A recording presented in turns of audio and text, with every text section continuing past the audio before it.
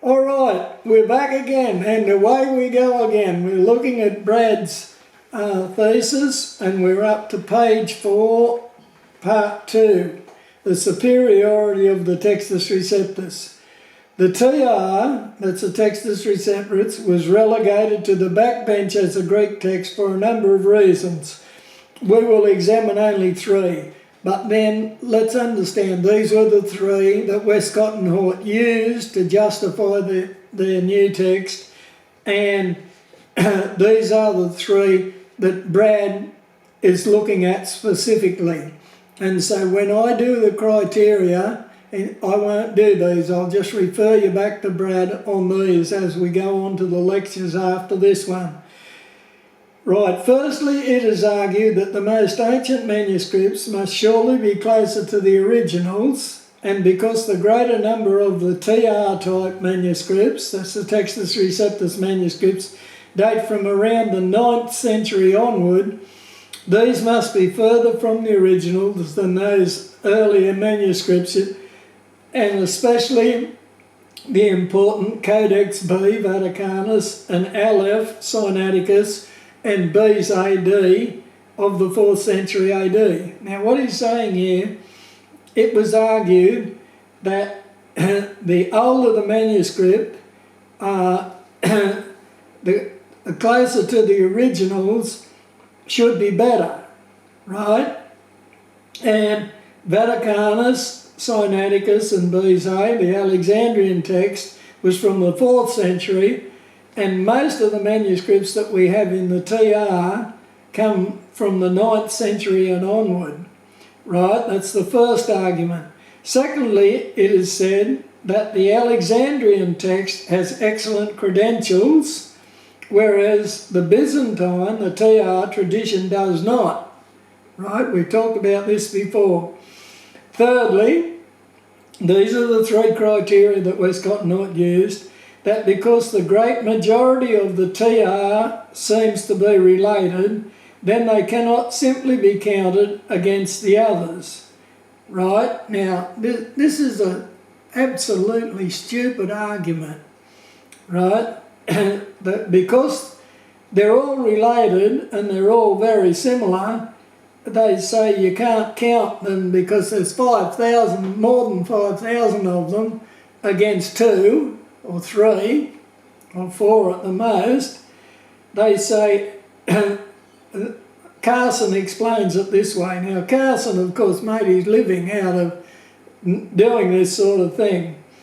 The relationship of the witnesses to the text type is extremely important because if all the witnesses are of one text type, then they may be copies of copies that spring from one manuscript. All right? Well, that's true. Manuscripts must therefore be weighed and not just counted. We would agree with that too. The overwhelming majority of manuscripts, therefore, by this rule, cannot simply be taken against the few to determine the correct reading. And you see, that's where we have the mistake. He says a small percentage of the manuscripts may be closer to the originals than all the rest. So what he's saying is, you've got over 5,000, over 80%, and you count them as 1. And you count the others as 1 each, so you've actually got more evidence. This is what he's saying, you've got more evidence for Sinaiticus and Vaticanus and Alexandrinus, even though you've only got 3 or 4 documents, that's more evidence than the 80% of the evidence that we've got, right? Now, this, if ever there was a twisting of the truth, that's it. Brad says, I shall take these 3 hypotheses and examine the facts with regard to the manuscript's evidence to determine whether they are true. It is the opinion of this writer that they are not, and logic tells you that they certainly are not. The question of age, Greek assignment continued. F.J.A. Hort contended, and this is how Hort said it, all distinctively Syrian, that's TR type readings, may be set aside at once, certainly originating from after the middle of the 3rd century. Kenyon agrees the relatively late date must be taken as established. The majority, that is the Byzantine text, may be dismissed from further consideration. He said, just because the others are older, forget about the Byzantine text. It's wrong. Right. He added, however, if it can be shown that the readings that Hort called Syrian existed before the 4th century, the keystone would be knocked out of his theory. In other words, if we could prove that the writings that are in the TR, in the majority text, the old majority text, were there before Sinaiticus and Vaticanus, then this could shoot Hort down in dismissing the received text. And Brad goes on to say, there is today no doubt that the Byzantine text was in existence before the 4th century AD. The most ancient papyri manuscripts were discovered in 1890, and that is after Westcott and Hort text appeared. Right, Pickering observed, in Hort's day the early papyri were not extant. We didn't have them. Had they been, the Westcott and Hort theory could hardly have appeared.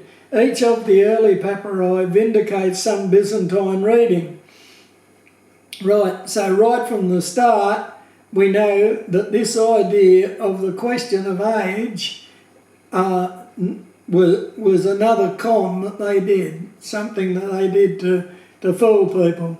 A.F.J. Klenn, in his book A Survey of the Researches into the Western Texts of the Gospels, compared Aleph and B 4th century readings with the papyri, and the papyri were from the 2nd century.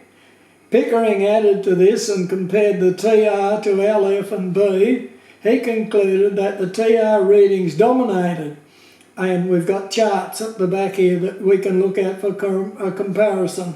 Other scholars' findings reveal results which support the TR readings, which were rejected as late.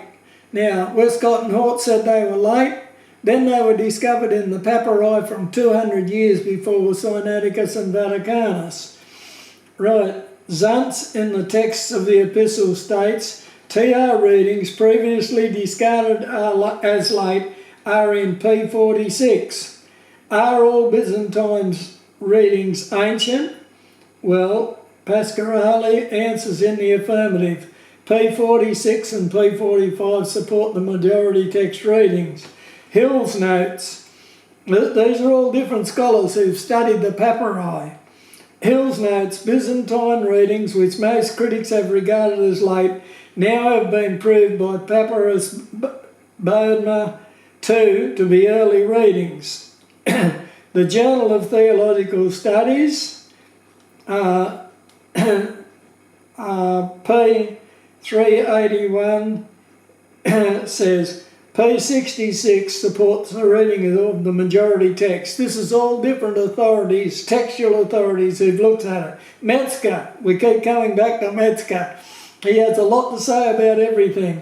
He says P75 supports the majority text dozens of times. In relation to it, shows that some readings go back to a very early period. P66 has readings that agree with the majority text. Now these are blokes who've looked at the papyri and said it's before Sinaiticus and Vaticanus, up to 200 years before, and it supports the old majority text, the TR readings. It can be clearly seen that the ancient papyri do indeed support the Byzantine text type readings, and though Carson states, and Carson, remember, is on the opposite side of the fence. He wants the Westcott and Hort theory to be right. And he puts it this way to try and confuse us. He says, there is no unambiguous evidence that the Byzantine text type existed before the middle of the 4th century.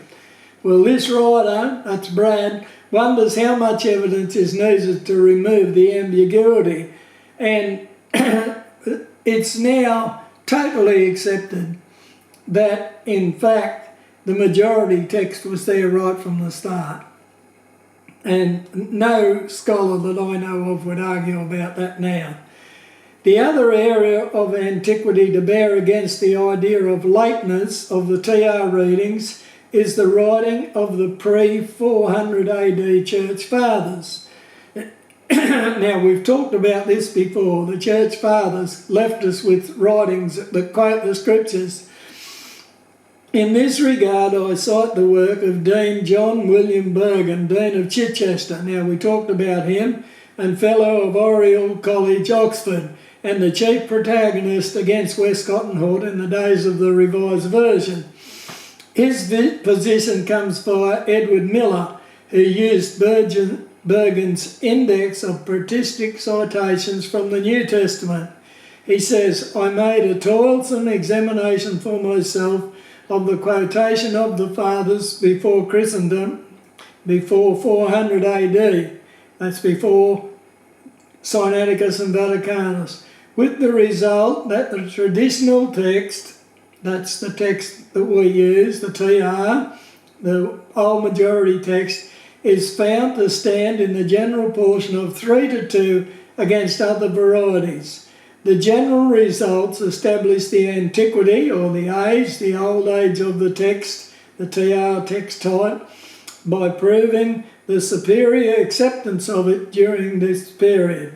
Now what he's saying is, he looked into it and found for himself that the majority text was there and it was predominant right from the start. Metzger, again, affirms, Origen knows of the existence of variant readings which represent each of the main families of manuscripts modern scholars have isolated. And he gives a chart to show writers who predate Sinaiticus and Vaticanus and attest to TR type readings in the early church. And he lists a few of them there too. These considerations convince the writer that any theory of a New Testament textual criticism which holds the Byzantine text as late as compared to others should be discarded. He said, Brad's saying after he's looked through it, seen what everybody has to say about it, he believes the Byzantine text was there right from the start. I would also claim that any modern Greek critical text based on this assumption has a definite bias and cannot be trusted, and likewise the versions that spring from it. Then he goes on to deal with the second criteria that Westcott and Hort used, and that was that L, F and B have better credentials than the TR texts. Now this thesis seems untenable in the light of hard evidence, and remember we've talked about this. Dean Bergen, who spent 5.5 years collating the 5 old unicals throughout the Gospels. Now the 5 old unicals are the Textus Receptus, the TR, the Sinaiticus, Vaticanus, Beze and Alexandrinus, right? And he spent 5.5 years collating them, the 5 old unicals throughout the Gospels, declared at the end of his task, so manifest are the disfigurements jointly and exclusively exhibited by the two codices, Aleph and B, that's Sinaiticus and Vaticanus, that we are constrained to regard them as little more than one and the same scandalously corrupt and comparatively late copy. With regard to Aleph, or Sinaiticus, it has been the subject of no less than 10 different attempts at revision and corrections. This is what he said after 5.5 years looking at it. This is witnessed by the chirographies of the revisers and the handwritings of the correctors. Right, there's been so many changes. Dr. Scrivener declares the codex is covered with such alterations, the greater part belonging to the 6th and 7th century. So they're not, what we've got in Sinaiticus particularly, is Not all 4th century anyway, right? A lot of it's 6th and 7th century. It seems that contrary to 9th century scholarship, those who had this manuscript esteemed it so impure that it required correction in every part. There is also evident that this was the work of a careless scribe. Dr. Scrivener again. It must be confessed indeed that the Codex Sinaiticus abounds with errors of eye and pen to an extent not unparalleled, so that Tregelles has freely pronounced that the state of the text as proceeding from the first scribe may be regarded as very rough. Right, we're told this is the text with the better credentials. Codex Vaticanus differs from the TR in the following. It omits 2,877 words. It adds 536. It substitutes 935 words, transposes 2,098 words, and modifies some 1,132, making a total of 7,578 verbal changes. These changes are such that we can understand why this manuscript is a cherished prize of the Vatican, for they make it valuable to the leaders of the papal system. This writer wonders how these facts give the best credentials to such a manuscript, and I wonder too. Not only do these two manuscripts diverge so greatly from the body of New Testament manuscripts, they also cannot find consistent agreement with themselves. There are over 3,000 differences between Aleph and B in the Gospels alone. I cannot bring myself to support the idea that these manuscripts have the better credentials than the text type, which has a majority agreement through its vast body of witnesses. And remember, we talked about that. Such a vast body of witnesses in the TR, and yet the agreement is amazing. And when you look at Sinaiticus and Alexandria, or the Alexandrian text, Sinaiticus and Vaticanus, the disagreement is amazing. And then the third criteria that they used, they said, because of textual families, text cannot be simply counted to find the true reading. Now, this is the hypothesis. This hypothesis is the one that carries the most weight in text critical theories, right? This is the one Westcott and Hort thought they had a winner on. It's simply the idea that just because we have 90% agreement in the textual stream, that does not make them right. Now remember, we said, Hodges talked about this and said if you've got 80%, you know you've got the right one. Even Hort said if you've got 80%, you know you've got the right one. But the argument is, just because you've got 90% agreement in the textual stream, that does not make them right.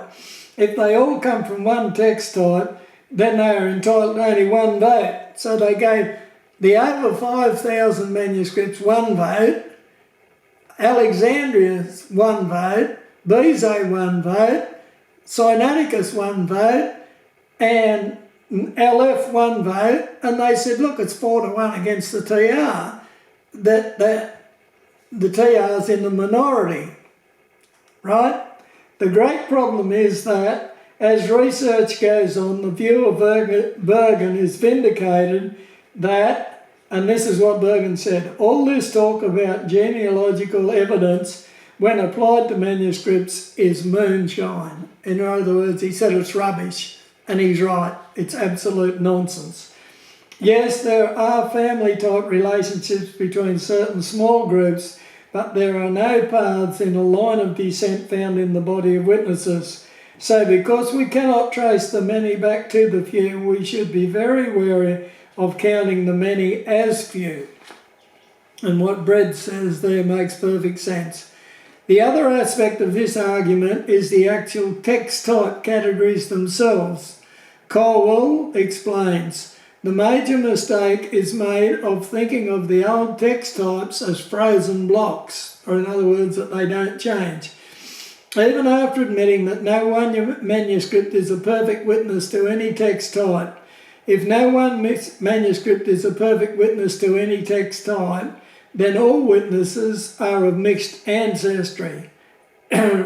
Right, Metzger says of the Caesarean text. At present, the Caesarean text is disintegrating, and it's right, it pretty much has. Kenyon declares of the Western text, it is not so much a text, not descending from any one archetype, but possessing an infinitely complicated